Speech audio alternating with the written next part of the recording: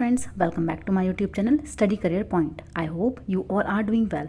Start करते हैं देखिए हमारे आज के क्वेश्चन पेपर से। देखिए यहाँ पर हम बिहार का जो एग्ज़ाम है, टीचिंग एग्ज़ाम है, जो आपका 22 जुलाई 23 जुलाई को होगा। ठीक है, उसके लिए मैं यहाँ पर आपका जो प्रैक्टिस सेट है वो मैंने आपका स्टार्ट किया है। जो आपका सामाजिक विज्ञान से रिलेटेड जितने भी सब्जेक्ट आपके हैं, हिस्ट्री, पॉलिटिकल साइंस, ठीक है, सबका यहाँ पर मैं प्रैक्टिस सेट स्टार्ट कराने वाली हूँ आज से। तो देखिए फर्स्ट जो टॉपिक आपका है वो आज आपका हिस्ट्री का क्वेश्चन पेपर है। स्टार्ट करते देखिए फर्स्ट क्वेश्चन के साथ। तो देखिए यहाँ पर जो मैंने आपके क्वेश्चंस लिए हैं वो आपके सारे प्रीवियस ईयर के क्वेश्चन पेपर हैं। ठीक है, स्टार्ट करते हैं देखिए फर्स्ट क्वेश्चन से। तो देखिए यहाँ पर फर्स्ट क्वेश्चन है आपका, हड़प्पा में एक उन्नत जल प्रबंधन प्रणाली का पता चलता है। तो देखिए कहाँ से पता चलता है?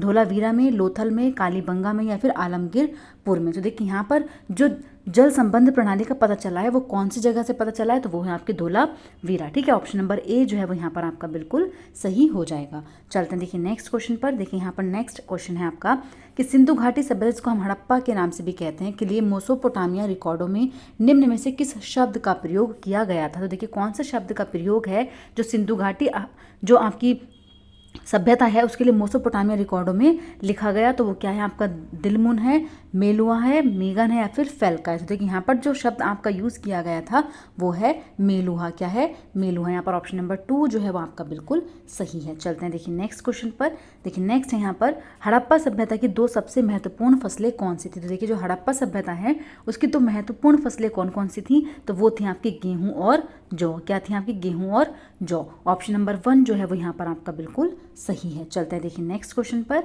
देखिए नेक्स्ट प्रश्न है आपका, निम्न में से कौन सा नगर हड़प्पा कालीन व्यापारिक गतिविधियों का एक महान केंद्र था? तो देखिए कौन सा केंद्र था? हड़प्पा था, कालीबंगा था, लोथल था या फिर सुरकोट था? तो देखिए कौन सा है जो यहाँ पर आपका सही है? तो वो है आपका लोथल। ऑप्शन नंबर 3 जो है वो आपका यहाँ पर बिल्कुल सही है। चलते हैं देखिए नेक्स्ट क्वेश्चन पर।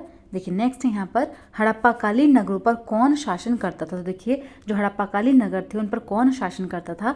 राजा, व्यापारियों का अल्पतंत्र, पुरोहित, राजा या फिर अज्ञात? तो देखिए जो हड़प्पाकालीन नगर थे उन पर कौन शासन करता था इसके बारे में कोई जानकारी नहीं है। तो वो क्या है आपका? अननोन है।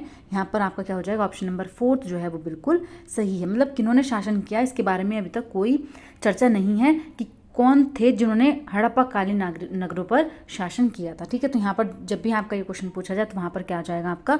अभी तक कोई भी जानकारी नहीं है। ठीक है, नॉट नोन। चलते हैं देखिए नेक्स्ट पर। भारत के राज्य चिन्ह में प्रयुक्त होने वाला शब्द सत्यमेव जयते किस उपनिषद से लिया गया है? तो देखिए जो सत्यमेव जयते है वो कौन से उपनिषद से लिया गया है? मुंडक उपनिषद, कंठ उपनिषद, ईश उपनिषद या फिर बृहदारण्यक उपनिषद? तो देखिए कौन सा है जो यहाँ पर आपका सही हो जाएगा? तो देखिए यहाँ पर जो आपका राइट आंसर है वो क्या है? तो देखिए वो है आपका ऑप्शन नंबर 1 मुंडक उपनिषद। ठीक है, ऑप्शन नंबर 1 जो है वो यहाँ पर आपका बिल्कुल सही है। चलते हैं देखिए नेक्स्ट पर। देखिए नेक्स्ट क्वेश्चन है, जगत ईश्वर है और ईश्वर ही हमारी आत्मा है, इस विचारधारा को निम्न में से किस ग्रंथ में प्रतिपादित किया गया है? तो देखिए कौन से ग्रंथ में यहाँ पर प्रतिपादित किया गया है? ऋग्वेद में, ब्राह्मण में, ब्रह्मसूत्र में या फिर उपनिषद में? तो देखिए कौन सा पॉइंट है जो यहाँ पर आपका सही है? तो वो है आपका ब्रह्मसूत्र। ऑप्शन नंबर 3 जो है वो यहाँ पर आपका बिल्कुल सही है। चलते हैं देखिए नेक्स्ट पर। देखिए नेक्स्ट क्वेश्चन है यहाँ पर, ऋग्वेद में जिस अपराध का सबसे अधिक उल्लेख किया गया है वह क्या था? तो देखिए हत्या थी, अपहरण था, पशु की चोरी या फिर स्वर्ण की चोरी? तो देखिए जो आपका ऋग्वेद था उसमें सबसे ज़्यादा उल्लेख किया गया अपराध का वो किस चीज़ के ऊपर है? तो वो है आपका पशु चोरी के ऊपर। ऑप्शन नंबर 3 जो है वो यहाँ पर आपका बिल्कुल सही है। चलते हैं देखिए नेक्स्ट पर। देखिए नेक्स्ट क्वेश्चन है यहाँ पर, वैदिक काल में किन लोगों को पणि विशेषण से अभिहित किया जाता था? मतलब ये बोल रहे हैं कि वैदिक पीरियड में जो लोग थे वो पेनिस किसको बोलते थे? तो देखिए किस चीज़ को बोलते थे? जो व्यापार को नियंत्रित करते थे, गोपाल या चरवाहे, पशुपालक या फिर हलवाहे? तो देखिए कौन होते थे?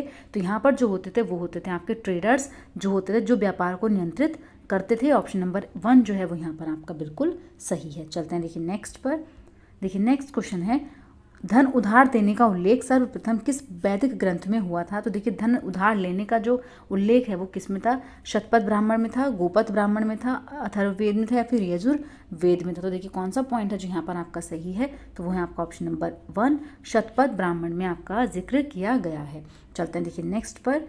देखिए नेक्स्ट क्वेश्चन है यहाँ पर, निम्न में से मगध के किस शासक ने राजधानी को स्थायी रूप से गिरिव्रज से पाटलिपुत्र स्थानांतरित कर दिया था? तो देखिए कौन थे जिन्होंने स्थायी रूप से किया? तो यहाँ पर जो आपका करेक्ट आंसर है देखिए वो क्या हो जाएगा? आपके अजातशत्रु थे। ठीक है, शिशु नाग थे या फिर आपके काला शोखा थे या फिर मुंडा थे। तो देखिए यहाँ पर जो आपका सही आंसर है वो क्या हो जाएगा, देखिए यहाँ पर जो आपका करेक्ट आंसर है वो आपका ऑप्शन नंबर 3, जिसको हम बोलते हैं काल अशोक। तो यहाँ पर ऑप्शन नंबर 3 जो है वो आपका बिल्कुल सही है। चलते हैं देखिए नेक्स्ट पर। देखिए घोषिताराम विहार निम्न में से किस जगह पर अवस्थित है। देखिए जो घोषिताराम विहार है वो चंपा में है, वाराणसी में है, कौशाम्बी में या फिर साकेत में है। तो देखिए यहाँ पर जो आपका करेक्ट आंसर है वो है कौशाम्बी। ऑप्शन नंबर 3 जो है वो यहाँ पर आपका बिल्कुल सही है। चलते हैं देखिए नेक्स्ट प्रश्न पर। देखिए नेक्स्ट है, ब्राह्मण धर्म में किस संप्रदाय के उदय के साथ मूर्ति पूजा की परंपरा का प्रारंभ हुआ। तो देखिए कौन सी जो आपकी संप्रदाय थी, आजीवक संप्रदाय, भागवत, वैष्णव या फिर शैव संप्रदाय। तो देखिए जहाँ पर आपका करेक्ट आंसर है वो क्या है, तो वो है आपका भागवत संप्रदाय। ऑप्शन नंबर 2 जो है वो यहाँ पर आपका बिल्कुल सही है। चलते हैं देखिए नेक्स्ट पर। देखिए बौद्ध धर्म ग्रंथों का महानतम टीकाकार कौन था। तो देखिए जो बौद्ध धर्म ग्रंथ थे उनका जो महानतम टीकाकार था वो कौन था। तो देखिए यहाँ पर आप जो आपका सही है वो कौन थे, वो थे आपके बुद्ध घोष। ऑप्शन नंबर 2 जो है वो आपका यहाँ पर बिल्कुल सही है। ठीक है, ऑप्शन नंबर 2 जो है वो यहाँ पर आपका बिल्कुल सही हो जाएगा। चलते हैं देखिए नेक्स्ट पर। तो देखिए नेक्स्ट है आपका यहाँ पर, देखिए महावीर के बाद जैन धर्म के महान गुरु या संत कौन थे। तो देखिए कौन थे, तो देखिए यहाँ पर जो आपका करेक्ट आंसर है, जो आपका आंसर यहाँ पर होना चाहिए था वो आपका था सुधर्मन थे। ठीक है, कौन थे, सुधर्मन। ठीक है, जो आपके कौन थे, महान संत थे जैन धर्म के महावीर के बाद। लेकिन यहाँ पर ऑप्शन में सुधर्मन नहीं है, तो यहाँ पर जो आपका करेक्ट आंसर है वो क्या है, वो है आपका भद्रबाहु। ऑप्शन नंबर 2 जो है वो आपका बिल्कुल सही है। चलते हैं देखिए नेक्स्ट पर।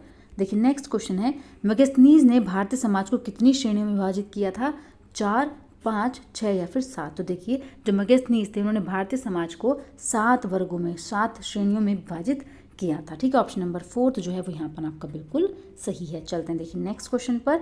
अशोक के शिलालेखों में प्रयुक्त भाषा है, तो देखिए कौन सी भाषा है, संस्कृत, प्राकृत, पाली या फिर हिंदी। तो देखिए यहाँ पर जो आपका करेक्ट आंसर है वो क्या है, तो वो है आपका ऑप्शन नंबर 2 प्राकृत भाषा। चलते हैं देखिए नेक्स्ट पर। देखिए अशोक के निम्नलिखित किस शिलालेख में कराधान का विशेष उल्लेख किया गया है। तो देखिए कराधान का जो विशेष उल्लेख है वो कौन से उसमें है, तो वो है आपका, देखिए यहाँ पर जो आपका सही आंसर है वो है आपका रुक्मिणीदेवी शिलालेख। ऑप्शन नंबर 1 जो है वो यहाँ पर आपका बिल्कुल सही है। ठीक है, चलते हैं देखिए नेक्स्ट क्वेश्चन पर। देखिए नेक्स्ट है यहाँ पर, पुराणों के अनुसार संपूर्ण मौर्य वंश का शासक कितने वर्षों तक रहा। तो देखिए पुराणों के अनुसार जो मौर्य वंश है उसका शासन 137 वर्ष तक चला। कौन सा हो जाएगा आपका, ऑप्शन नंबर 2 जो है वो आपका बिल्कुल सही है। कितने वर्षों तक चला था, तो 137 ईयर्स तक चला। चलते हैं देखिए नेक्स्ट। और देखिए ये आपका लास्ट क्वेश्चन है, मौर्य काल में मुख्यतः सिक्कों को ढालने के लिए किन धातुओं का प्रयोग किया जाता था। देखिए कौन सी धातुओं का प्रयोग है जो यहाँ पर किया जाता था, स्वर्ण और चांदी, चांदी और तांबा, तांबा और कांस्य या फिर शीशा और कांस्य। तो देखिए यहाँ पर जो आपका करेक्ट आंसर है तो वो है आपका ऑप्शन नंबर 2 चांदी और तांबे का जो है यहाँ पर इस्तेमाल किया जाता था। ठीक है, तो देखिए हिस्ट्री के आज सिर्फ मैंने आपके 20 क्वेश्चन ही यहाँ पर लिए थे। ठीक है, नेक्स्ट जो आपकी क्लास होगी वो पॉलिटिकल साइंस की है। ठीक है, जो शायद आज ही मैं अपलोड कर दूँ आपकी। तो देखिए अगर आपको मेरा सेशन अच्छा लगा हो तो प्लीज़ मेरे चैनल को लाइक करें, सब्सक्राइब करें और शेयर करें। ऐसी ही और वीडियोज़ के लिए मेरे चैनल पर बने रहिए। Thank you.